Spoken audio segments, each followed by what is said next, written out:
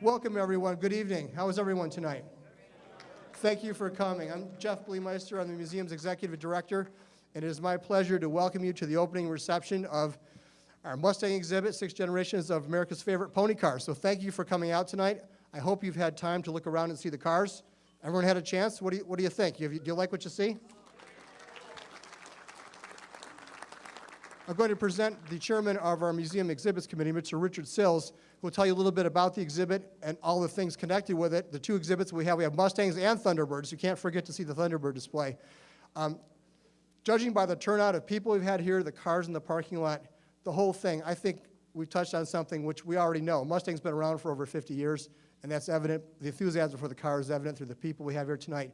And the group of people we brought together for you to listen to and interact with, I think it's just first rate, and we're so happy to have them here, and we'll introduce them momentarily. We've had people here who have 1 Mustang, and they graciously gave it up for the summer. We have collectors that have many and brought one of their prime vehicles. We've had people give up show cars for the entire summer. We're very grateful for that. We had one gentleman who learned about us and brought his car all the way from Houston, Texas. He'd never been to the museum before. So that shows a lot about what we're doing here and the car and the brand and the enthusiasm, and we're really happy for that. So with that, I want to thank all of you for being here. We still have people trickling down, but we're going to get started because we have a lot going on this evening, and I'm going to turn it over to Mr. Richard Sills. Thank you.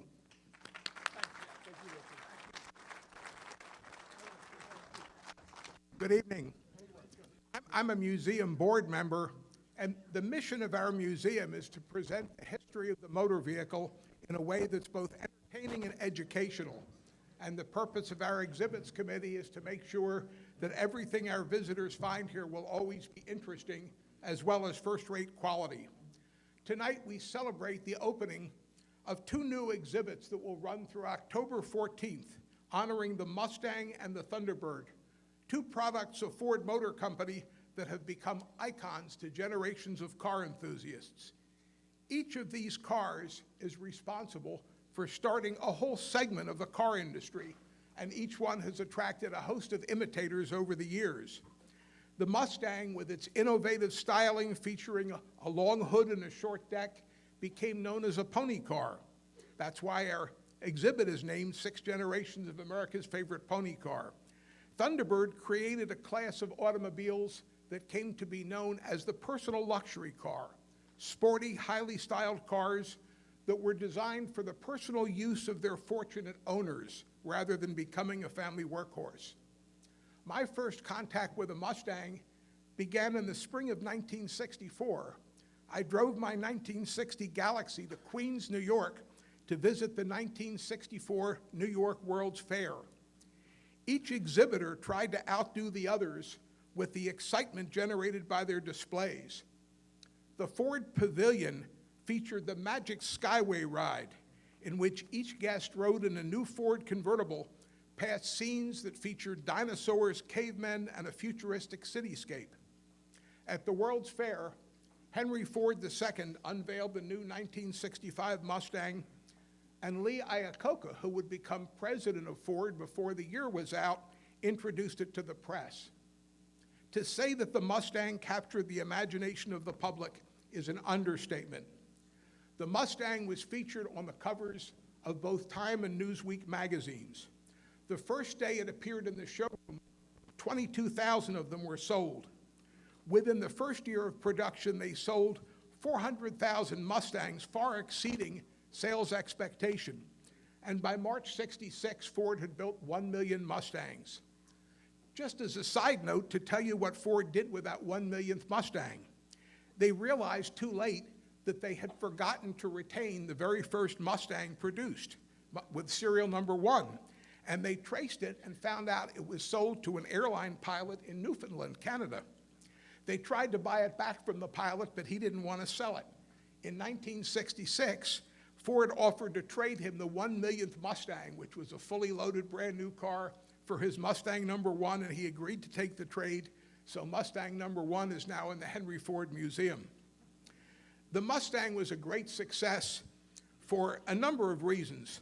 One is that it was fairly inexpensive to develop because the mechanical underpinnings were based on the Falcon initially. In the early 60s, remember that Ford was still smarting from all the money they lost on the development of the Edsel. So one factor that convinced them to greenlight the creation of the Mustang was the assurance that it would use a lot of existing components. The other is that the Mustang appealed to a remarkably wide segment of buyers. The list price began a little over $2,300, and depending on how the car was equipped, it could be an economy car, a high-performance car, or an elegant cruiser. Over the years, the Mustang has starred in hundreds of movies, including the famous Steve McQueen movie Bullitt, where the Mustang fastback is part of a car chase through the hilly streets of San Francisco. Now, 54 years after its introduction, the Mustang is now in its sixth generation with over 9 million sold and a huge contingent of die-hard enthusiasts and still creating excitement in the showroom and on the road. The Mustangs in our exhibit include all generations as well as several Shelby examples. Most of them are recognizable, but I wanted to mention just a couple of unusual variations. The oldest Mustang in our display was actually built in 1963. It's a concept model called the Mustang III. This was one of 15 pilot cars produced by Ford to experiment with different configurations before production began, and it's one of only 3 that still exist. As you'll see, it's a 2-seat fastback model, and was produced by Dearborn Steel Tubing Company in partnership with Ford. All the car companies at that time followed the practice of destroying their concept cars after they served their purpose, and it's only through a series of coincidences that this one still survives. You can read the whole story in the May 2018 issue of Hemming's Classic Car, and we thank Howard Kroplik for bringing this car to our exhibit. Another car in the exhibit appears to be a 1967 Mustang Fastback, but when you look at it, you'll see it doesn't say Mustang anywhere on the car. The badge uses the name of T5, and the reason was that Ford was not permitted to use the name Mustang for any car sold in Germany because another company owned the name. So all Mustangs exported to Germany had to take the name Ford T5. And the one in our display, like many of them, was bought new by an American serviceman stationed in Germany and then brought back here. I'd like to talk about all the cars. Time doesn't permit it. I want to recognize the guest curator of the Mustang exhibit, Jim Aberts. Jim, could you stand? Yes. Jim is one of our great volunteers. He and his wife, Joan, have been active Mustang collectors for as many years as I can remember. Our executive director, Jeff Bleemeister, is also a Mustang collector. So there are a lot of people that really have a warm spot in their heart for this mark. I'd like to ask the owners of the cars in the Mustang exhibit to please stand and be recognized so we can thank you for making this wonderful exhibit possible. With all the owners of the Mustangs in our exhibit, please stand.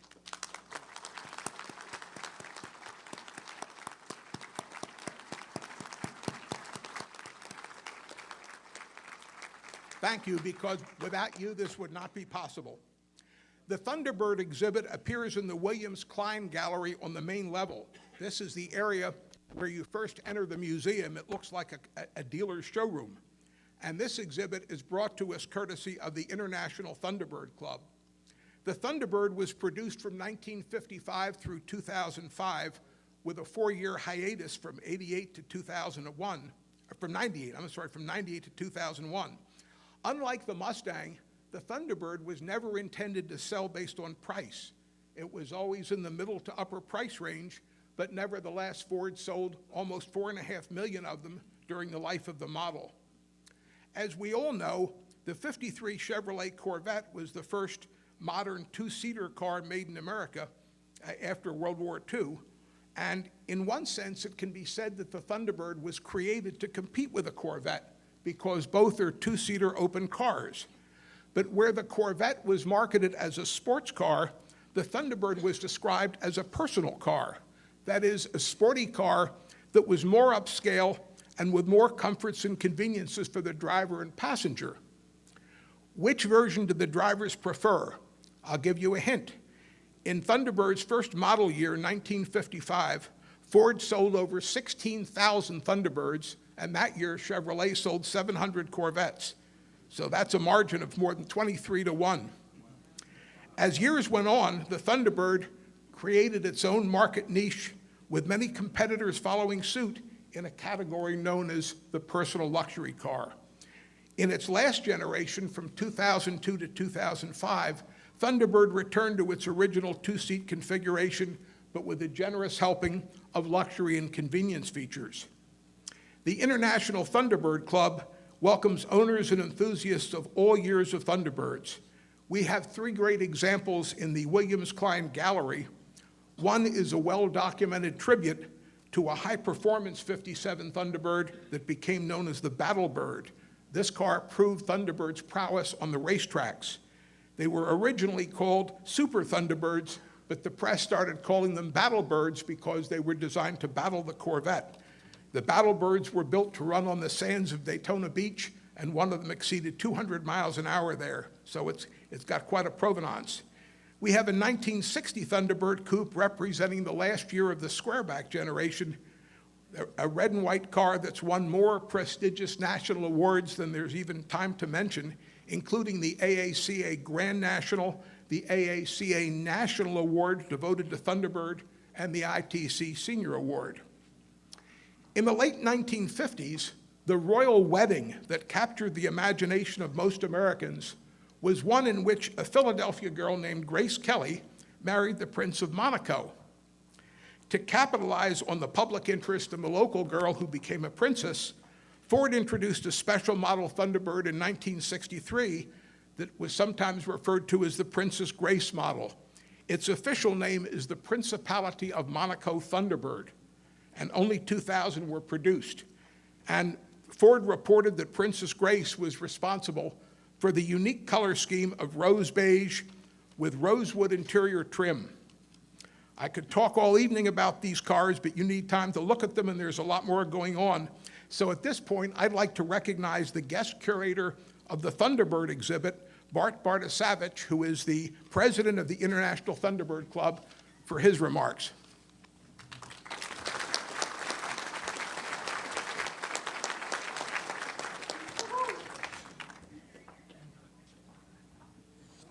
Thank you, Richard. I am Gerard Bartasavich, also known as Bart. I'm president of the International Thunderbird Club. I reside in Cleveland, Ohio, and it is a pleasure to thank AACA Museum Board President Hank Hallowell, who's not here today, Executive Director Jeff Bleemeister, Marketing Director Nancy Gates, and all the AACA member staff for helping make the ITC exhibit a success. ITC is proud to have the first 3 exhibitors here this evening. Please stand, I'd like to introduce them. Please stand Richard Stuck from New Jersey, owner of the 57 Thunderbird Battlebird. This is Richard Stuck from New Jersey. Thank you, Richard. Tom Young from Maryland with his 60 Senior AACA ITC Award winner. That's Tom Young over here. Tom, thank you very much, Tom.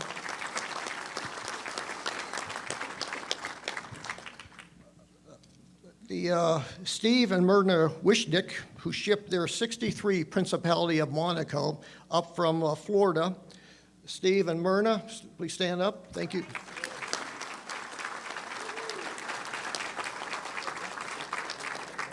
Thank you, ITC members, for sharing your special T-birds for members and members of the museum here. I would like to introduce board members Tom Houston. He's our vice president from New York. Tom Houston, please stand up.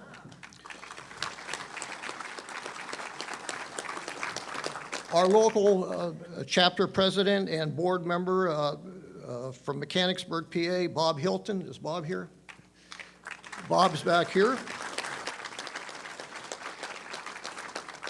District advisor for the east part of the United States is Susan Skanga from New Jersey. Susan will have her 65 totally restored Thunderbird in a future exhibit here at the museum. Who else do we have here? And I'd like to thank all the other members that came here tonight, the International Thunderbird members that came here tonight to help celebrate the ITC exhibit. It is also a pleasure to have John Clor here from Ford Motor Company. Ford panelists and John Katz. He's a subject matter expert and author of T-Bird Thunderbird books. I understand John is going to write some articles for Ford Motor Company, and hopefully they'll get on the Ford Motor Company's website soon. Yeah. ITC members are from all over the world, including we also have over 5,000 members on ITC Facebook. We're a huge social media a favorite of social media, and that's we've had members posting from all over the world, which is really helps our club. We often have, we celebrate our club members as a family. Last year, ITC lost a dear longtime member, a charter member of ITC. Her name was Kitty Mumbert from Middle Pennsylvania. She was our treasurer. She was our membership manager, and she was a secretary. And years ago, she maintained membership by 3x5 cards. So we've come a long way. The International Thunderbird Club purchased an AAC memorial brick. This is Kitty Mumbert. Her picture in her sort of little bio will be in our display. The International Thunderbird Club purchased a memorial brick for Kitty Mumbert, and this will be on display at the ITC exhibit. And after the exhibit in October, it will be placed in the front entrance of the AACA Museum in memory of Kitty Mumbert's tradition or contribution to the International Thunderbird Club to be enjoyed by everyone for the rest of the world. Thank you.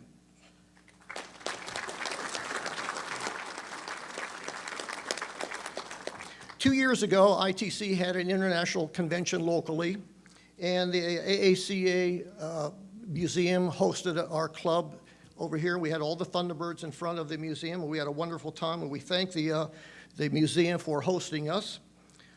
This year, our International Thunderbird Convention is going to be in Buffalo, New York, and in August, and we welcome everyone with a Thunderbird, everyone with a Ford, and everyone that's interested in attending our International Thunderbird Club convention to come to Buffalo and enjoy the Thunderbirds and people from all over the world. Again, ITC is very fortunate to have the support of the AACA Museum and Ford Motor Company. We want to thank you both for accepting the International Thunderbird Club, promoting the International Thunderbird Club, and we enjoy promoting Ford and the AACA Museum in return. Thank you very much. I appreciate our presentation here, and thank you. Feel free to come into our exhibit. We have a sign-in guest book, and feel free to sign in and tell us where you're from, and we'd love to see where you're from and see who came to view our Thunderbird exhibit. Thank you very much.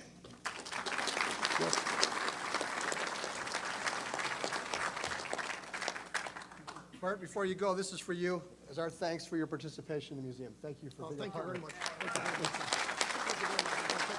Thank you.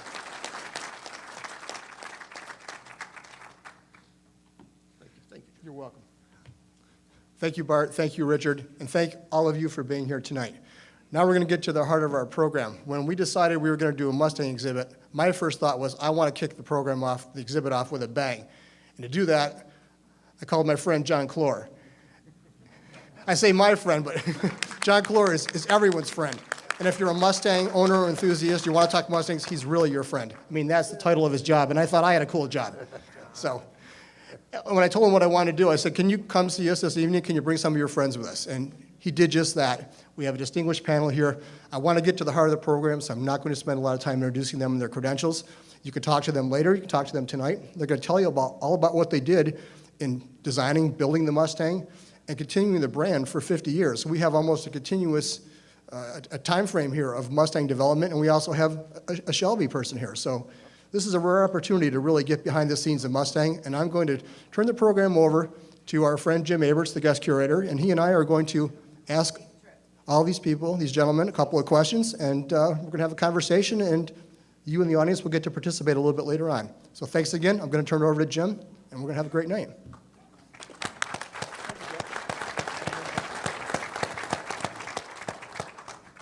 Jeff said he's going to be here to help me. I don't know what that means. To the people I don't know, my name is Jim Aberts. I work here and I volunteer here both. Actually, I only work one day a week. So, I want to thank everybody for coming tonight. I've been with the museum since before it opened. I never saw this many people here in one place at one time. This is fantastic. Jeff came to me because he knows my love for Mustangs and his love for Mustangs. I just wanted to add a piece to what Richard said. The pilot that bought that first Mustang's name was Stanley Tucker. Doesn't that go right in with our Mustang theme and our Tucker theme here? Before I get started, I want to thank some of the people that helped me put this together. Our curator, Stan Sipko, who helped me get some of the cars, was invaluable. Warren Herb, who was a volunteer here, who helped me write all these placards, labels, whatever you want to call them, for the cars. That was a major project with this. And, of course, my wife, Joan, for putting up with me through this whole thing. Okay. A little bit of my background with Ford. I got out of the Air Force in 1966. I went to work for a Ford dealer.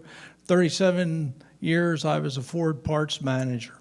And actually, I enjoyed every minute of it. And it's a great company to work for, and I know these guys know to work with. Okay, let's get them drilled here and see how much they actually know about Mustangs. Okay, John, you're up first. Okay. You didn't say there's going to be a test. You work a lot with the clubs. How important is the customer feedback to Ford's future Mustang plans? Well, the Mustang is unique in the industry in that the enthusiasts and people here tonight can vouch for that, have always steered this product since day one. The passion at the company when Gale first drew the car, and everything that happened to Mustang in the ensuing years was steered by our customers. So early on, you told us the 289 Hypo wasn't fast enough. So what we had to do is we had to put a big block in our Mustang, and we had to redesign it. And then you told us our big block wasn't fast enough, because I guess you guys don't like Chevelles like I don't like Chevelles. So we had to take a 390 and change it, and Mr. Shelby, thank goodness for the 428 Cobra Jet, which is coming on its 50th anniversary. And then you demanded that this car not only be bigger and more beautiful, which I don't know how, Gale, you could have done that, but it was a beautiful car from day one. But then later on, as the car got bigger and we had grande cars with Lando bars and shag carpeting, you said it was too big, and the only thing you wanted to see grande on was your Starbucks menu. So Lee Iacocca went back and redesigned the car, and then we couldn't get gasoline. Forget $4, we couldn't get it for any price. And the Mustang II came out and served that time very well, sold 390,000 in that first year. And then you said you wanted something fresh and different, and we gave you the Fox body. It was a totally different car, but still with the same personality that you wanted. So we listened. And then we accidentally, for a while there, and I'm sure the other guys are going to talk about this, we almost gave you a front-wheel drive Japanese car with a Mustang on it, because our marketing guys thought that would be a great idea. Then you sent letters and said nasty things about the Ford heritage. The things you said about the Ford family and about our mental state. So cooler heads prevailed, and we came out with a Mustang that looked like a Mustang again, thanks to one of the guys that's sitting over here, Art Hyde. And that car sold, and it got us passionate again. But what happened? We come out with that car, and Bud McGaldy, the designer, did a great job on the car. And what happened? You started writing letters again. You said, you can't give us a Mustang with 3 horizontal taillights. We want vertical taillights. So it took us 2 years to fix that. So really, Jim, and then when you talk about going back to our roots and going back to the beauty of Gale's original design of that car, we tried to recapture that when we did our 5th generation car. And then when the 05 car came out, I know what you did. I saw it at the shows. You had a 66, but then you bought an 06 that looked just like it, and you drove the 06 because you didn't have to change the points and condenser. And the air worked. So that just rekindled everything. And now with this latest S550, with our current car, it's an export car. We don't have to call it T5 anymore. It's the Mustang. And in Germany, just recently, it outsold the Porsche 911. It's the world's favorite sports car. So to answer your question, in a typical short answer John Clor way, we've always listened to and if we didn't have you, we could be the gremlin. So thank you from Team Mustang and everybody in Dearborn for steering us and keeping us straight. Thank you, John.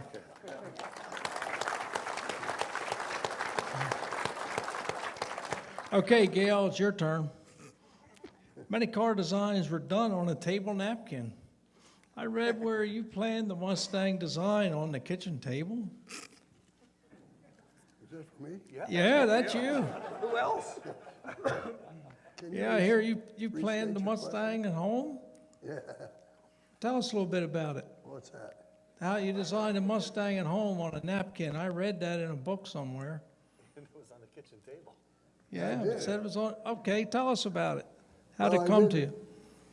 I sketched about 5 sketches at home, somewhere between 11 and 12 o'clock. And I was the only designer who did a concaved side on any of the sides, and I was the only one who did a long wood short deck. And I was working for Joe Orris, and he said, I like that. We're gonna put that on the driver's side of our clay. And he put his design on the passenger side. We had 10 days to do it in clay, full size.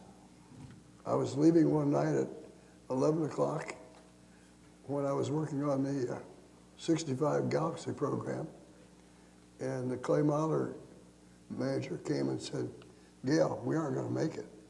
We don't even have a back end on this car. So I said, I'll put one on right now. So I went over and he and I designed and clay modeled the rear of the car, and from then till 3 o'clock in the morning. And we also did the front end the next day with about 6 clay modelers and about 3 designers. We knew what we wanted. It was just a matter of proportions. How much do we want the mouth? How wide do we want the mouth? How much do we offset it? And we thought we had a great proportion and a good picture. And and by the way, I don't know if you know this, but Mr. Ford did not want the program at all, period. And he didn't want another failure. But AACA said, I think if we had a design that he would like, he may change his mind. And that's when we were asked to do a car. And so we finished the car up and put it outside. AACA called Mr. Ford over. Mr. Ford looked at it and said, I do like it. I like it a lot, but I'm not approving it. And as he turned and walked away, he said, but don't stop.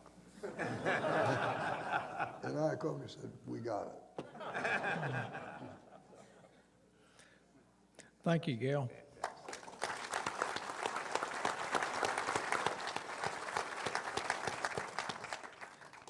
Okay, Chuck, you and I have been friends for what, 40 years? What's that? It seems like long. You and I have been friends for 40 years, I guess. Absolutely. What was your job at Shelby American? Well, I was a project engineer. Sign I had hired on in the summer of '64 and started in about October of '64 when the fastbacks were available. And started with a guy named Jack Corey, who was manager of production for Fremont Chevrolet plant that was hired to work at Shelby and be the manager of production there. And another gentleman named Bruce Jr., who was in charge of putting our facility together and making something that we could produce a number of cars for. The objective of the GT350 program was essentially to beat the Corvettes. That was what Shelby kept saying. We want to beat them Corvettes. So that's what our objective was. And in order to do that in SCCA racing, we had to have a car a little stronger than the traditional Mustang, the high performance car. So we had to build at least 100 street cars, which were to the Shelby configuration. And then we could modify those into race cars. We actually built them separate, but that was the objective. The one had to be a street car version anybody could buy, and then the race car could be a specialized version. So when I started in October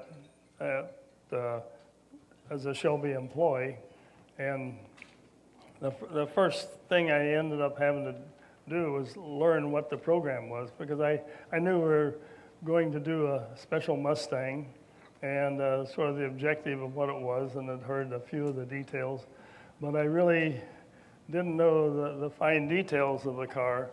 So Sam Smith, who worked for Ray Geddes in Special Vehicles, was the liaison with Shelby between Special Vehicles and Shelby, and he and I worked together for 3 weeks. So we had these big accounting spreadsheets that were about that big, and we put all the details that we knew we were going to use in the cars to make them faster, both the race version and the street version.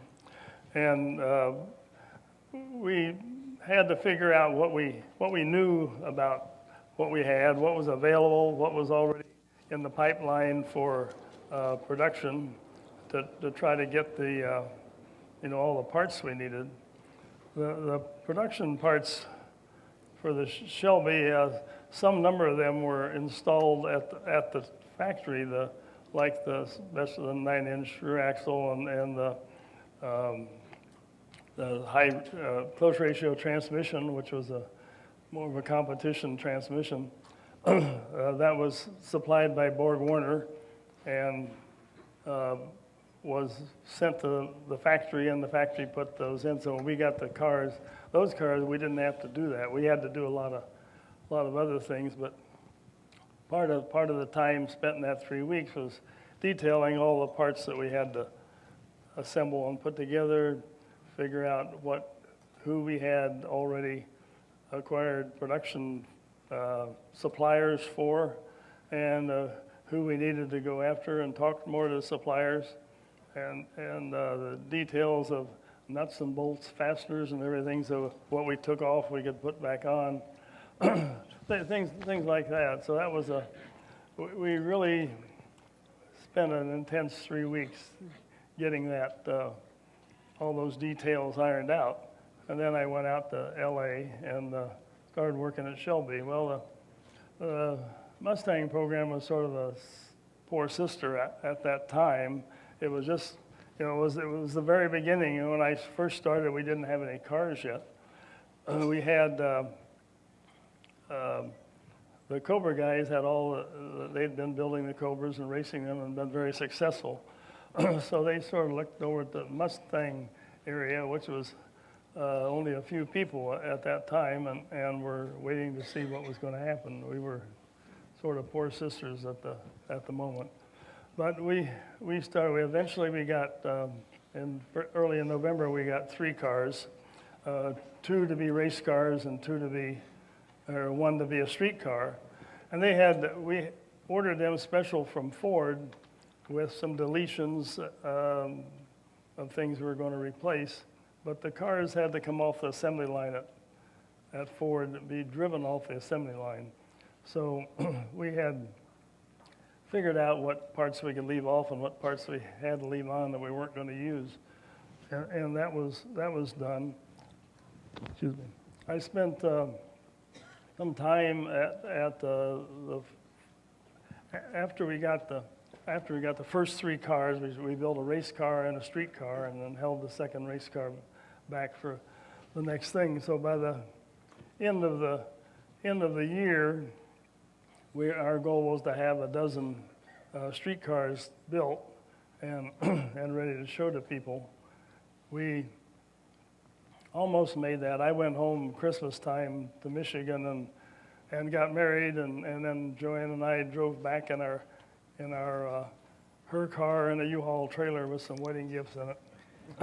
started life in L.A.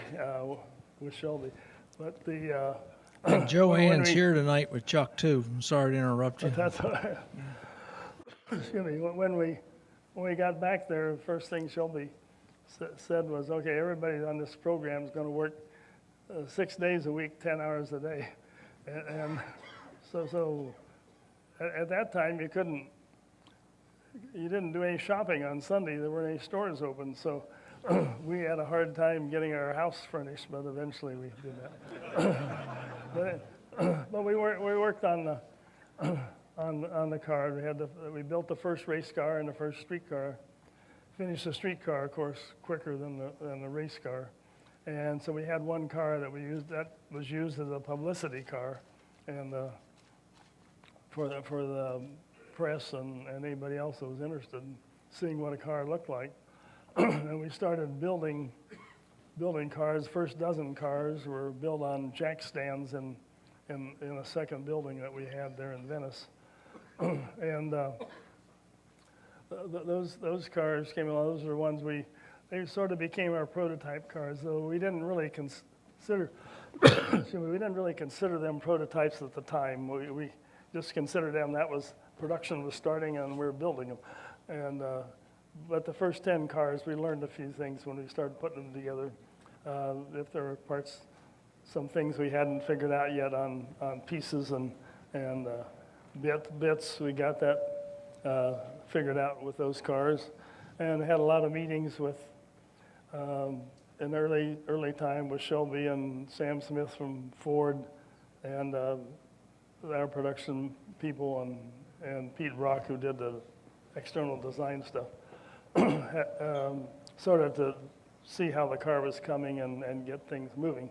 We were doing everything really fast. We really didn't have a 3 months or a year and a half or anything to build a prototype car. We just started building cars.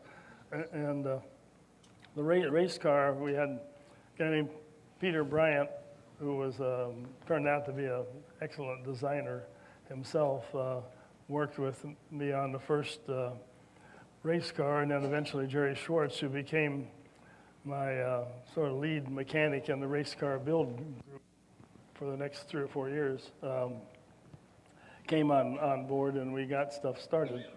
In January, we tested the first 2 race cars. We had Bob Bondurant and Ken Miles were the test drivers, and went out to Willow Springs and did our testing out there. During that time, though, I got to ride with Ken Miles a little bit, and saw what the cars would do and what the track was like. And then eventually I ended up after Miles and Bondurant went off to Europe to do their Cobra Coupe racing, Ford GT, win the championship for Cobra in the FIA GT World Championship. After they did that, then I ended up driving all the tests, all the cars we built. We track tested the cars before we delivered them to the customers, and we do them sort of 2 at a time. And so I did, over a 3-year period, I think I tested about 75 cars. So I got my enjoyment every couple of weeks. I got to go out and run around. But on the race front, we had a special race program.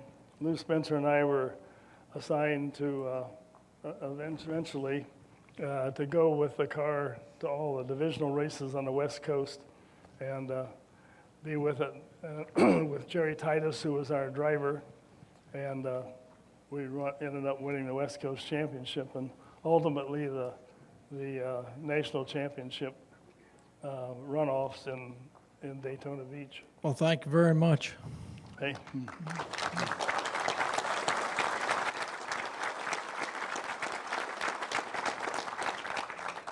Okay, Art, you came on board and started to work on some of the Mustang projects. What are some of the things you worked on? I know the Bullet was one of them, right? Yeah, I actually joined a company out of engineering school to work on the Indy Pace car.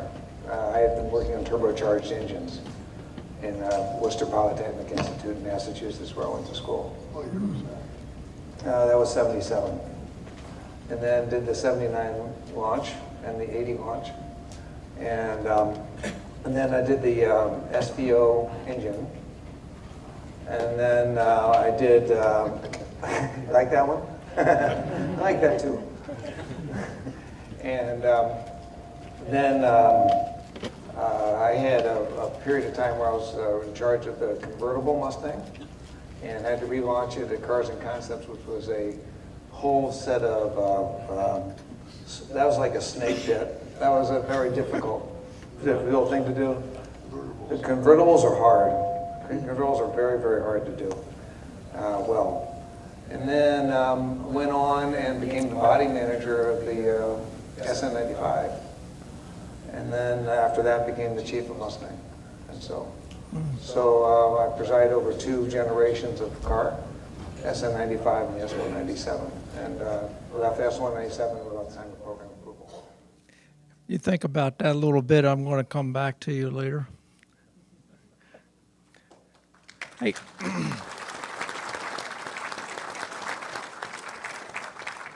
John, how do you rank the Mustang clubs in importance to the Mustang's success?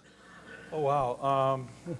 The Mustang is unique in the car world because, you know, Ford, no matter what vehicle you have, if you have a Ford, there's a club for it. And I mean Escort, Pinto, there's 5,000 people in the Pinto Club. Maverick, Galaxy, Torino. When you go to the Carlisle Nationals, there's fans for all of it. But nothing's like Mustang. Ford learned early on to watch the T-Bird clubs to see how they took this really cool car and lived a lifestyle from it. As opposed to the other, we had Model A clubs and Model T clubs, but that was mostly to get parts and keep the cars going. But Thunderbird kind of changed that. And you know how Lee Iacocca loved Thunderbirds. Yeah. And so he always tried to make the Mustang the poor man's Thunderbird. So the club world, Ford started the National Council of Mustang Clubs right away. And we learned something really fast, that we're not good at running car clubs. We never were. And I can say that because I helped found the SVTOA when I was at SVT. But what we're good at is watching you enjoy your car. So I think early on we learned that if you listen to the Mustang community, they will determine how this car should be enjoyed. So we look over the world now, and I know all of you, boy, I haven't seen this many people down here since Selena and Ron's party. This is, if we look, I know all of you tonight want to get home because you're going to watch the wedding tomorrow morning. That's all that's on your mind. Did you get your For the invitation? next Royal Monaco car with, no, Did you get your invitation to the wedding? I think no, ours got lost. I in the think Jeff mail. was invited, or maybe Gale. But what happened is at the company we saw a seismic shift, and that is unlike all the other cars out there. And no deference to the Porsche Club guys, they're all great, and the Corvette guys, and I'm surprised those guys don't have bad necks from all the gold chains on them.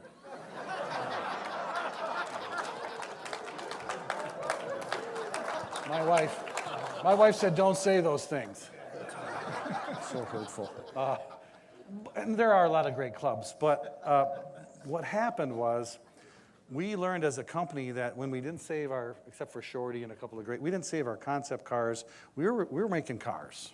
So Gale and guys in the design center were designing Mustangs, and Art was building them, and Chuck was making them specialty models, make them go faster and cooler, and our job was to make you love them and help you enjoy them. So now what's happened is you went out into this world, and all of the people here can vouch for this. When you go I don't know, you go to Home Depot. You ever lose your car at Home Depot? Anybody? No, you know, there's my Mustang, and you parked 8,000 miles away. Because of those idiots that ding your door, because you love this car. Some of you called it a child's. Oh, there's Betsy. You call it a name. Some of you love your car so much that it's like a member of your family. You don't buy a car and say, I want to buy this Mustang, and I wonder what the resale value is. Because you're saying, I wonder which one of my children are going to get this when I pass it down. Am I right? So the Mustang Club, we learned as a company that the Mustang Clubs are guiding this. You're owning our history. We don't have a pile of these cars anywhere. We're not saving them. You are maintaining the history. You are the ones that are selling it. When you go to the gas station and you're filling up, some guy goes, wow, is this your car? Oh, and they give you the thumbs, right? And all of you experience this because you don't have that car, that appliance that the other people have. And I know I like to make fun of some of the real popular. Mustang's a very popular car, let's face it. You're driving an icon. Very few cars can be called an icon. So just because you're popular doesn't mean you're going to be an icon. You can sell a lot of cars and you're just a car. For example, the best-selling car in America right now, the sedan, is the Toyota Camry. But I don't think 50 years from now, the AACA will have a Camry exhibit. In fact, if you own the Camry and you get a Home Depot, you're clicking your keys to see which one of these beige bars of soap are mine. because Gale didn't want to give you a bar of soap. And a lot of those people don't care. They just want to drive the car. That's fine. And for those people, we feel sorry for them. Because all of you out there, when you drive your car, you have this emotional connection to it. It does something to you on the inside. So it was the job of Gale to give you that beautiful look, and to Art to build these cars, and Chuck to make them special. And then it was just up to our company to understand the value of the club. And I don't know that there is a liaison member in Toyota that helps people, or maybe the Hyundai accent. I don't think they have those people, but we have it because of you. So I think that we cannot underestimate the value of you as enthusiasts to the company, because you sell more Mustangs than J. Walter Thompson. You sell more than our ads. When people see you, they're driving along the street and they go, what's going on? Look at all those Mustangs in that parking lot over there. I mean, you don't see them do that for any other car. So we learn and know the value of the Mustang Club, and we are really the Ford family, Team Mustang, and everybody that works at the company that touches this product totally gets and understands and loves you guys for it. So thank you from Ford. Thank you.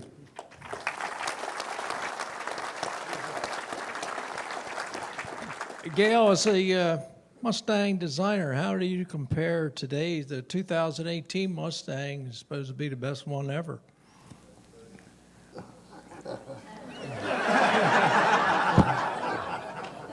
You like it, don't you, Gale? That's a trick question. I don't know. I have a 2015. I love it. Let me state it this way. I think today's Mustang is beautiful, but it has way too much fusion in it. It's got a fusion roof, a fusion body side, a fusion front end. That's about it. What about you didn't mention the tail lights? Doesn't have fusion tail lights. It lost the Mustang cues that say Mustang. Mr. Hackett's calling you right now. He should go too. Hackett should go. Quote me. Okay, Art.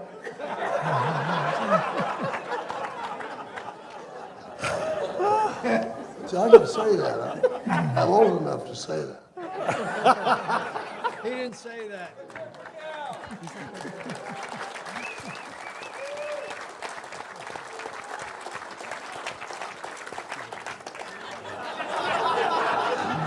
Are you moving away from No, it? I'm just. See, he's still getting a paycheck. Yeah. Art, what was your favorite Mustang to work on and why? You worked on a bunch of, what, do you I have a worked on favorite? lot of Mustangs, but I think actually the first thing I'd like to say is my favorite Mustang is not the car, it's the people. That's well said. I was one of those guys who went to the '64 World's Fair and fell in love with a car, waiting in line, and then elbowed my brother out of the way so I could sit behind the wheel. and when, that time when they were questioning our parentage, for the probe, I was the guy. I had to go to Mazda and tell them, take the name Mustang out of the bumper. It was 6 months from production. And they said, couldn't you guys make up your mind a little earlier? And then later on, guess what? We did it all again. 15 years later, roughly, I was confronted with the senior management telling me, hey, the next Mustang after the SN95 is going to be a front-wheel drive car. And I said, and as the chief, it was kind of like Mission Impossible. So you had no idea what they were going to tell you, and you walk in the room, and literally it's just like, how Jim Phelps, gets the tape recorder, and it says, the secretary will disavow any knowledge or actions, and it burns up, right? So literally they told me there was going to be a front-wheel drive car, and it was going to be aluminum body even, which is expensive. And I said, that's very fine. We'll do that under one circumstance. It's not a Mustang. It could be a Capri, but we we ruined Cougar that way. And so we're not going to do that again. So Mustang's too important to do that. And so it took about a year and a lot of friends and lot of manipulation of situations with meeting people in bars and stuff like that and having them talk to people so they didn't think it was coming from me. Sometimes you have to do these things, right? You have to do these things to get the right things done in big organizations, particularly with people that are from Europe and they don't know what a Mustang is. They only seen Mustangs in movies, right? They don't know. And they're nice, they're good guys, but they don't know. So we have to have the real people come and talk to them. And because once again, like John said, is absolutely true, Ford does not control the Mustang brand, you do. Because the community is the most important thing. And Mustang is America. Mustang is personal expression. It is, frankly, a lot of people buy this car to say, don't mess with me, right? A lot of women buy Mustangs, and that's literally in our research, that's what it said. They tell us, don't mess with me. And we would go driving and meet people. We go around the country to try to understand what they really wanted. Because you can't just show somebody a property and say, is this what you want in 5 years? Because they don't know, right? They don't know what the choices are going to be. But you can find out values and attitudes. And we would go and spend days with these people, and you have to love them, right? Because in the end, Mustang's competition is not a Camaro. Nobody cross-shopped a Mustang and Camaro, pretty much. They don't. You know what Mustang's competition is?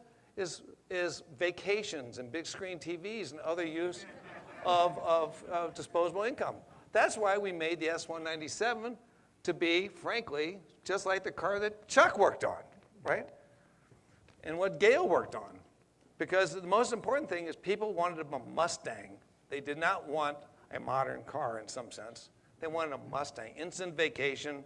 They are Steve McQueen. We had a lot of women that weren't alive when the movie Bullet was made saying, I'm Steve McQueen when I get in this car.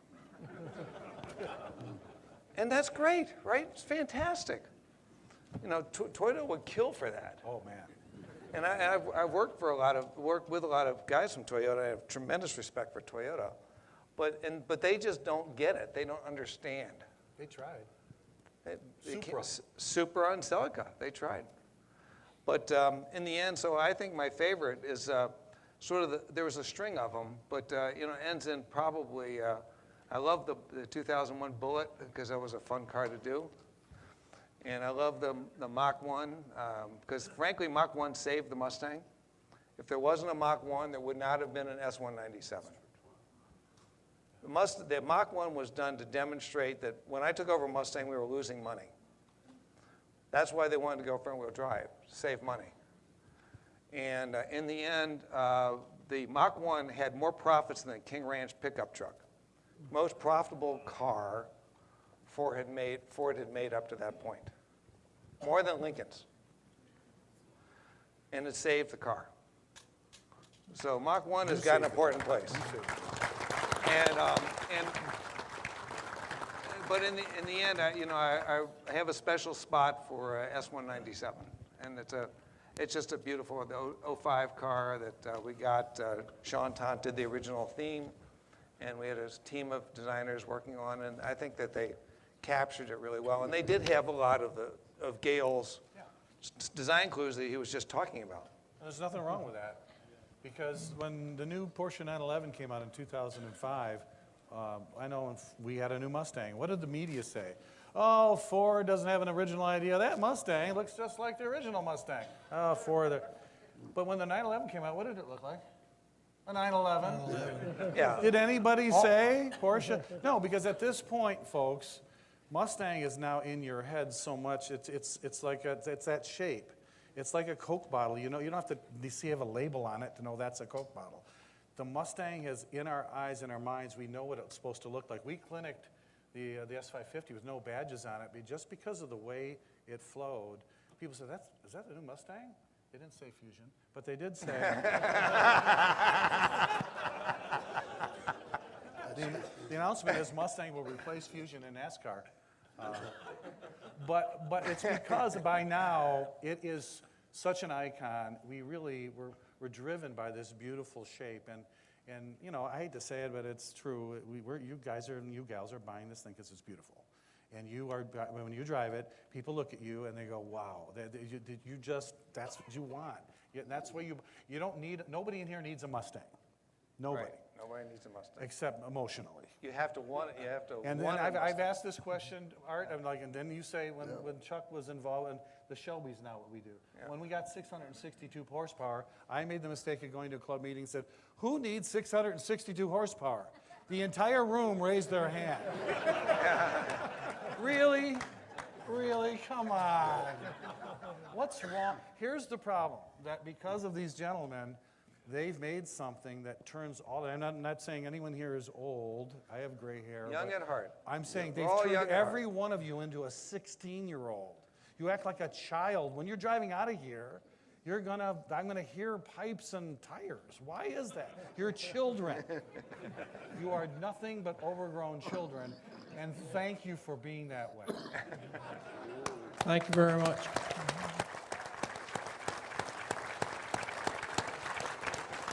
Okay, Chuck, I'm going to let you wrap it up. Tell us a little bit about working with Carol. Oh, wow. How did what? About working with Carol? Oh, working with Carol. Yeah. A little bit of his I mannerisms. work with Carol.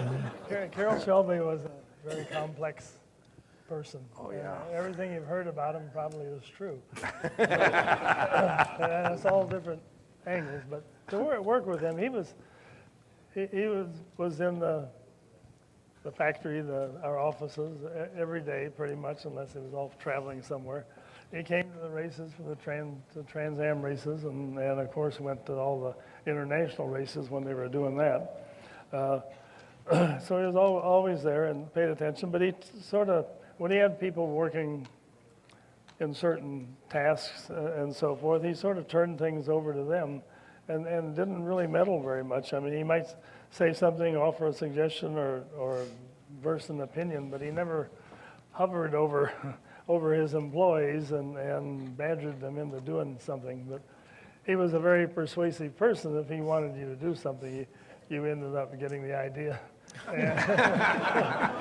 And it was sort of enjoyable to work with, and it was fun to watch and fun to be around.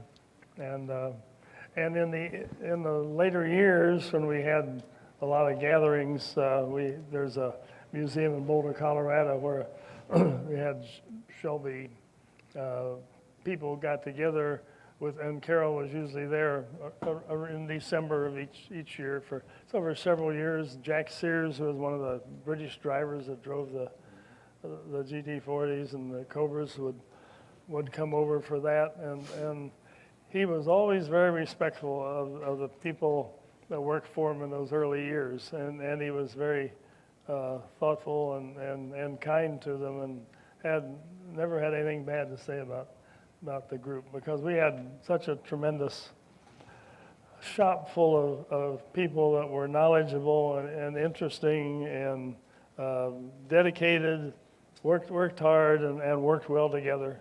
And even eventually the Cobra guys and the Mustang guys got along pretty good. So. Eventually. And everybody met their objectives, so that was what, GT40s won Le Mans a couple times, and the Shelbys, the Mustangs won their races. They won with a 65. We only made the GT350 our models 1 year in 65. We won in 65 the national championship, but they also won in 66 and 67 with independent guys running the same car, because what we built in 66 was Trans Am cars. In 67 we built Trans Am cars for sale and had a team which we won the championship with. But the 65 car went a long way. So, and Carol was always very supportive on everything people were doing that hard. Yeah. Well, thank you.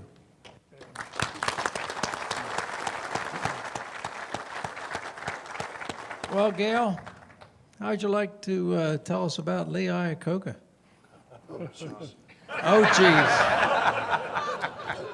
Oh, geez, that's it? I got Iacocca stories that we could be here till midnight. Give us a quickie. I learned to know Lee Iacocca very, very well. He was in our place almost daily, a lot of times by himself. As an example, we had a no travel edict in the company. You couldn't travel any place.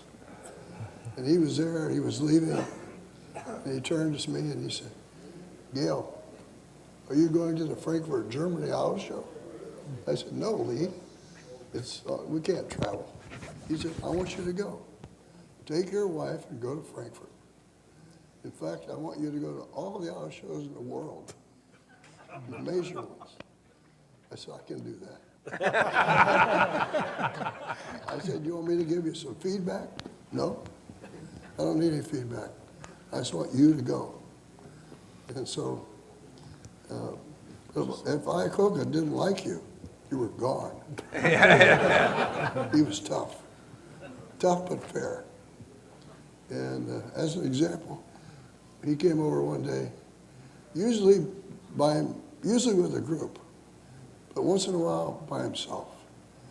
And he came in and he said, "Gale, I just left the board of directors, and I told him I was going to increase Mercury sales next year by 1%. Now that's 100,000 vehicles. So you got to do something." He said.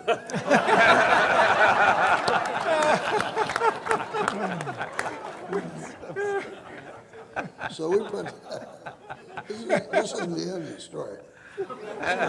So we put together some color combinations, wheels and stuff, but we had the idea of putting a window in this big C-pillar in the back, and we called it the opera window. And he said, "I like that." He said, "That's a new model. I get more money for it." And he said, "Let's go, it's great." I said, "Before you go," I said, we got a couple more overlays. So I brought out an oval, and he said, "We're not putting that on a Mercury. We're gonna put that on a Lincoln. Go get a Lincoln." So we got a Lincoln, we put the overlay on, great. Put it in the system. So a couple months went by, and the vice president of manufacturing called me, and he said, "Gale, we're having a hell of a time with that damn oval. So we can't get it to fit the pillar. It keeps sliding off the back." And I said, "You got to be able to do a fixture to make it fit perfectly from side to side every time." Yeah, okay, we'll look at it. And he called me again. I forget what the problem was that time. But he called me the third time. I went down to the pilot plant, and he said, I know you like it. I know Mr. AACA wants it, but we are not going to do it. And I said, well, Don Jesmore. I said, Don, Mr. AACA will be at our building at 3 o'clock. You come and tell him you're not going to do it. But I said, before you leave, clean your desk out.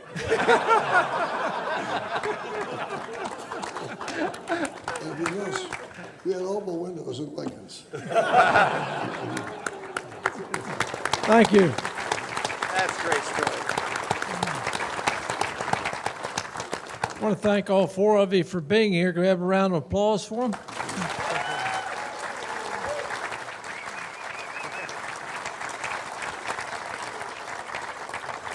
I was going to tell my Mr. Ford story.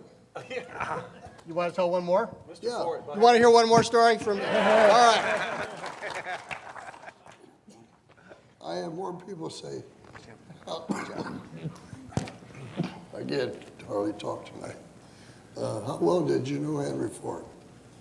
Well, I knew him real well.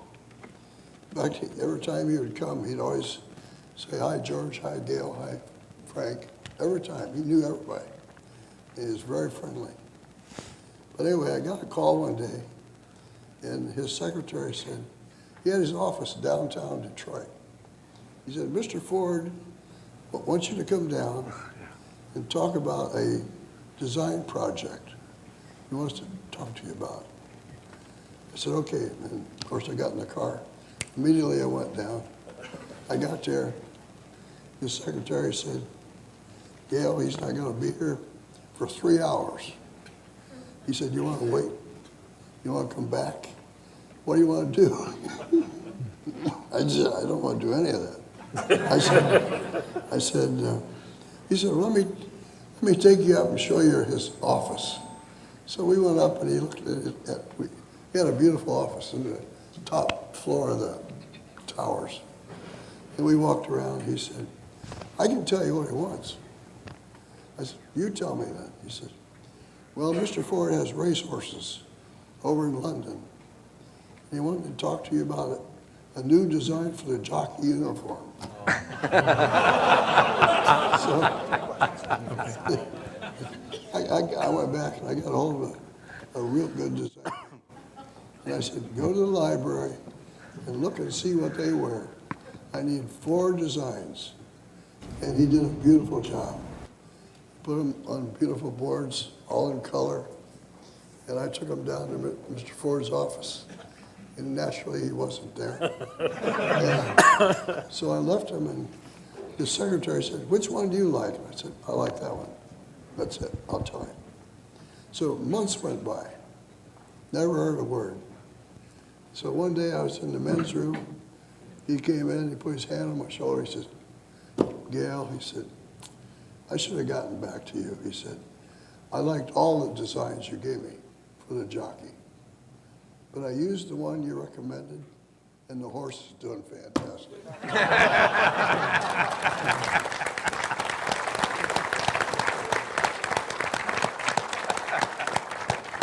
Thank you very much, Gale. I think we could probably talk with these gentlemen all night long, but this is what we're going to do. I'm going to give you a little synopsis of the rest of the night. We're going to ask a couple of questions from the audience, and we only have time for 2 or 3. And then we're going to give these gentlemen a chance to go back in the rotunda back area here where the motorcycles are. Ford Performance has a tent set up. We're going to have poster giveaways, a chance to maybe ask a few other questions individually, sign some autographs and all that good thing with all the folks that are here tonight. So please, when we're done, give them a chance to go back there. If you want to purchase a book to be autographed, go up to our retail shop and have it purchased there and bring it back down. And that's how we're going to conclude. I'm really, really grateful for these folks, these gentlemen, for being here. Like Art, I was at the World's Fair as well. I was in a baby buggy, have no memory of it, but I tell people I was there, and it's true. And also, as John attested, you know, I've owned an old Mustang, a vintage Mustang, since 1985. and I can attest to the feeling when you drive that car. Yeah. It's really hard to have a bad day when you're driving a Mustang. It is. That's my statement on Mustangs. So thank you, you gentlemen, for everything you've contributed. Nancy Gates has our microphone. Like I said, I wish we had time to do this all night. We're going to do just a couple of quick questions. Show of hands. Gentleman in the red shirt, Nancy, can you take him the microphone, please? This question is for Art. What was the thought when you designed the Bullet, where you came up with that idea in 2001? What inspired you to do that? What were we thinking? Yes. Well, to be honest with you, when I took over the program, as I mentioned, it was losing money. And so we couldn't figure out why the revenue, the price we were getting was actually less than what the price was for a Focus on average. And the issue was that they were pricing the car versus other competitive cars with no idea of the brand value. So we said, well, there's something wrong with that picture, right? And we'd done a bunch of research. I mentioned, going and talking to people. And it became obvious that Steve McQueen in that era is really what you see in a lot of the movies, and is sort of if there was an iconic time of Mustang, it would be that time frame, right? And I asked our designer at the time, was Sean Tunt, to do a torque thrust wheel, because I always loved torque thrust wheels. He did such a wonderful job. We said, do the rest of the car. And he said, what are you talking about? I said, this car that's on my wall, this green thing, I want one of those. And I actually own green cars, so I can make fun of British sports cars. I have one, but I have a green Mustang too. And so he came back and did the show car we took to LA, right? And we wanted, we couldn't get Ford Division to buy into it. In fact, we couldn't really get it formally approved by the company. And so we had a bunch of people sort of do this as snake work, really a offline operation. Everybody's breaking all the rules. We used Ford racing parts. We did a lot of creative things. I think Scott Hogue has a book coming out. We'll talk about some of the details of it. I think at the Hershey show, right? Oh, At the Hershey Carlisle. show, at Carlisle. So that's going to be in a couple weeks. So I'm sure they'll have a lot more of the details. But as we were doing that, working with the McQueen family maybe was not the greatest because of the lawyers. But the spirit, you could tell as we developed the vehicle actually on drag strips, and actually on the internet. I had most of the engineers doing web blogs with owners and forums, different forums, to find out like the exhaust sound. We mapped as much as we could, we mapped that car. And then later we found out that was a NASCAR open pipe car, right? Wasn't even the right car. And the movie guy who had done the sound said, "You guys must have been blanking nuts. What were you thinking?" But we didn't know any better. So we tuned the exhaust. It took a long time to get the exhaust sound, but we wanted to get every detail of that car as close as we could, so it would be a complete experience, and we didn't want paint and tape. We wanted a real car that standalone as an integral and a high integrity kind of product. And so one that would, really, frankly, I didn't think we would be sitting here waiting for 2019. I have to say I didn't expect that.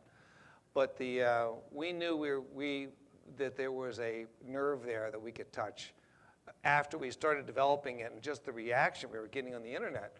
And Ford Division wasn't really with us. We had some air cover at the very top of the house. But people started coming into the dealers saying, "Where is this car?" Saw it in an LA show. They saw it in an LA show, but they also saw it through the internet forums. And so they would come in, and the dealers I was getting all kinds of calls from dealers. "What are you guys doing? You're crazy. This doesn't exist. You can't order it." I said, "Sure it does. It's an option. It's a GT option. It's right there in the catalog if you go look. And if you had just read your email, you would have seen it." And it's sold out. It's sold out. So we know, we knew we had something, and it's that was a labor of love putting that car out. A lot of love in the details, particularly. The only mistake was you didn't keep it all green.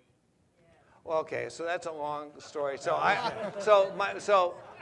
have to say I thought God made them green, right? They should have been green, but in the end, when you're trying to get a bunch, because remember, there's a lot of people who don't know that part about the story. They don't know that that's important, and they literally, I mean, the marketing guys and particularly didn't understand any of that, and they thought nobody else would either. They really, no, I'm serious. They just didn't. It never occurred to them that that was that important. They want to get the volume. They wanted blue. They wanted red. They wanted a bunch of colors, right? And so in the end, I had to give in on black relatively early, but blue. Sorry for the people who have blue ones. Blue was a tough sell for me, and eventually I was forced to give in the end. Forced to give in. But we love those cars, and as I mentioned, the Mach 1 saved the car, but there would be no Mach 1 if there wasn't a bullet. I have a question. My question is a contemporary one about decision-making in Ford, and it has to do with something I heard on the news regarding decision to sell Mustangs and trucks and suspend sedan cars sales or in production. Is it true? And if it is, as designers and so involved with Ford, what's your take on that? Yeah, Gale, what's your take on that? We all voted that John was going to ask the question because we knew what Gale's answer was. Oh, you didn't have to. Well, the corporate take is that research shows that our small cars are not selling, and in fact, most people's small cars aren't selling. Millennials are supposedly going to showrooms and wanting utilities, and they choose cars like the CR-V or the Escape more than they want our Fiesta or Focus. So the company said, well, why are we investing funds in things that people don't want? Now, the question is, if you ask people what they wanted, what's the old adage? You'd want a faster horse. And then why we did Mustang, because we just believe we have the right product. So at the top of the house at Ford, they believe that this is a smart move. There's a lot of people that love the entry-level Fords, and that we get into early Ford, and then we move up the line, and that's how you become a Ford family. There's a lot of consternation over it, but at the top of the house, the company believes this is the best investment. We don't have tax dollars to invest. We're still our own company, and we're paying off debt. And we believe for the future, if this is really where everybody's going, this is why it's so important to keep driving your Mustang. And when they go buy a utility, which you can go this to them, because I have a couple of Ford. My wife drives an Escape, and it's a different feeling. Utilities are great. They're Swiss Army knives. You put all kinds of stuff in them, and they do lots of things, but they don't give the feeling of what these guys have built. And I think Ford is a unique company because of that. So we're hoping they have the right mix, and thank God they said Mustang remains. That's all. Well, let me say a couple other things. Yeah, one, because of you all, the Mustang is core, right? Mustang is core. That's not going anywhere. The other thing is, if you think about the Focus and the Escape are structurally the same vehicle. So if things change, we can bring the Focus back. Now, the other thing is that announcement was really meant for the United States. So Europe, China, will continue with those sedans. And we have, because those markets have not caught SUV fever to the extent that the U.S. has. Correct. But I don't think you should view it as a negative thing. It's a business reality. Frankly, the company has to invest in the future of electrification. Electrification has changed the game when it comes to energy efficiency. So it's not like you're giving up lots of energy efficiency when you go to these SUVs like you did in the 70s. Right. There's a big difference. There's not such a big difference now. And also, in the end, we have to develop new mobility solutions because frankly, self-driving cars are coming. And I blame the parents. It is not I blame the parents. and for that's the not, kids but want that's not a bad, self-driving cars. but Because you took them to soccer practice instead of buying them a Mustang. That's why. but I blame you all. self-driving cars are not a bad thing for us because think of all those dummies that run into us. Yeah, the ones when we're doing driving this. our cars. There'll be a lot less of that kind of stuff going on. So self-driving cars will be safer. Yeah, the bigger question will be what happens if we keep Mustang. And think of it, you guys, Mustang has for years been a niche product at Ford. We were just an also-ran. Yeah. But now we're a core. We're core. What happens when we think about Mustang in a different way? Maybe, what if you had a Mustang station wagon or electric Mustang or, one of those things? I'm just saying. I'm trying to prepare you all for the future. So we have to think about we're guardians of the brand. So if those things have to change, we'll let that happen, but we're going to fall on our swords for this beautiful car. Absolutely. Just like we did in the past. Yep. So, we fought the good fight when we had to fight it. Yeah. Then I'll be retired. But I think in the end, there's a lot of practical reality of what the company's doing, and it's not a bad thing. I think you have to reinvent yourself periodically, and that's healthy.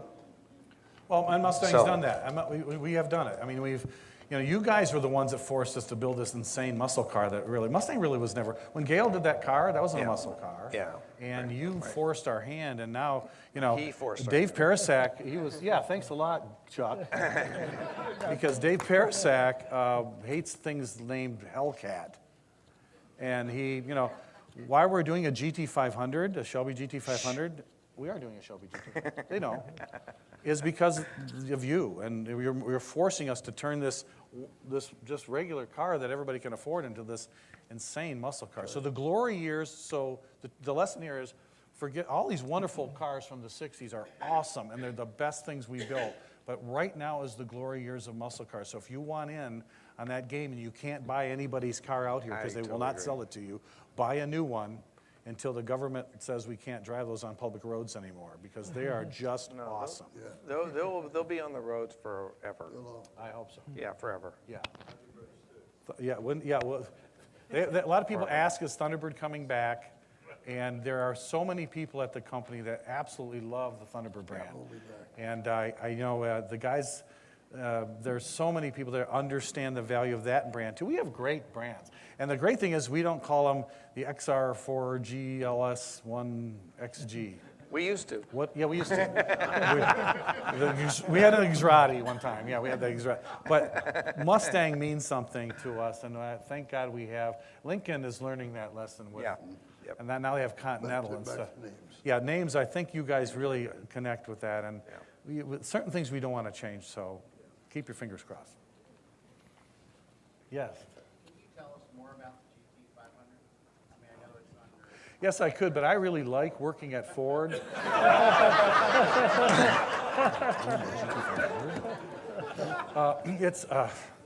We showed a shadow of it just recently on the internet.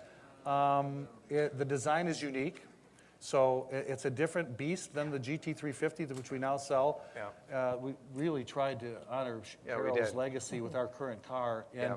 we're bringing people into the brand because of the Shelby GT350, of the Voodoo motor, and I don't know if you've ever driven one of those cars, but they just the hairs on your arms stand up, and it's just like it does weird things with a flat to you. plate crane. So the 500 is there to bring back the punch in the face of what Mustang.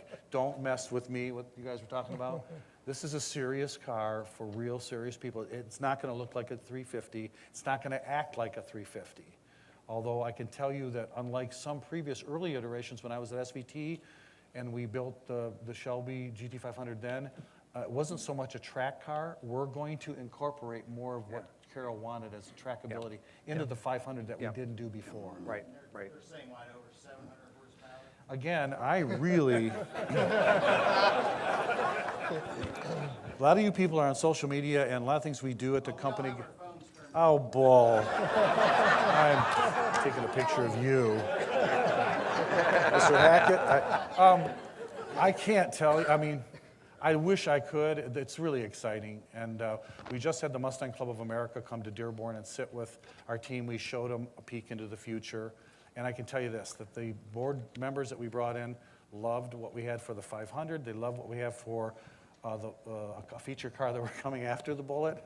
And but they like what we're doing. And eventually, we might have to take Mustang into another realm off the S550 and make a new Mustang, because you guys are, the demand on this car, what you want out of this Mustang is so high that we're pushing the envelope. The Ford's going to invest. This is not fake news.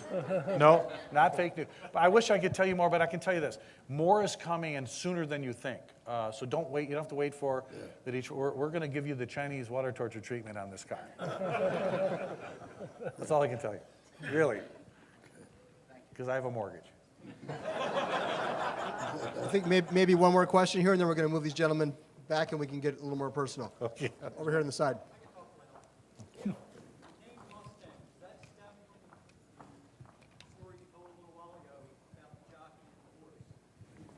The name of Mustang, did it come from the jockey story that you did with Henry Ford? Where did The Mustang name- name for the horse? The name Mustang, where did that stem from came and from how the did it horse. start? It did not come from the airplane. No. Oh, But did it stem from that I've always been conversation? asked that umpteen times. Was it, he wants to know, was it because of Henry Ford liking horses and racing with the jockey thing? I don't think so. No, it was, American Walter, it was J. Walter Thompson, Yeah. the advertising people. John They Najar basically did Mustang named it. 1, and he did love the airplanes. He was a lot of engineers at Ford are into aeronautics, and he wanted the P-51 Mustang name to be put on the car. If you'll notice in the Mustang 1 concept, it has always had a horse. So what happened was he was unable to convince them, and I believe when he took it up the ladder at Ford, his boss said a word that you'll never find in the dictionary. Yeah. He said, it just sounds too airplane-y. He used the word airplane-y, and we didn't want it to be like that. We just believed the car had that feeling of the Wild West, and the word Mustang, because that's so American, we believe it was a better word than a warplane. And when I was at SVT, we always wanted to name our cars with we had Sidewinder, we were going to call one of our SVTs, and they're always war stuff. And we just thought at the company the Mustang horse was better. So from day one, forget all the stuff you're hearing about the plane. From day one, after Najar was told no, it's always been a horse. And the only No, thing people no, argue no, about no, was no, the no. Cougar when you guys wanted it. But when Design when wanted a Cougar. Design wanted a Cougar, and that's why you'll notice when We Gale had cats in the grills. Yeah. Gale had cats in there, and the reason they had to put them in a corral, because you know how cats are, they just won't stay anywhere. The name didn't change until just before production. They still, if you look at some of the early pictures of Gale's drawings and Joe Oros, you'll see Cougar script right on the car, And a cat in the grill. and the cat on the grill. And then we had to put a horse in, and Gale had a great story about that horse. And then which way does the horse run? And Gale, I tried to, Left. Took 4 pages. took me 4 pages in Mustang Times to explain why it was why it was running to the west. So I just think a lot of people are confused about that. Never did we want it to be an airplane, and the cat thing's true, though. Well, when we found out, let me clarify. When we found out it was going to be a horse, we tried to draw horses, and we couldn't draw horses. We had a Hungarian clay modeler That guy, yeah. who was a horseman, and he said, "I will do the horse for you." And he actually did a quick sketch, and we said, "But it has to go in that Cougar envelope." He says, "Okay." He said, I will carve the first one out of wood. And he did. And that horse has never changed. Carved it out of wood. Yeah, fantastic. That's really a great way to end our discussion here. Thank you so much. Can I have a round of applause for these folks? This has been a fantastic night.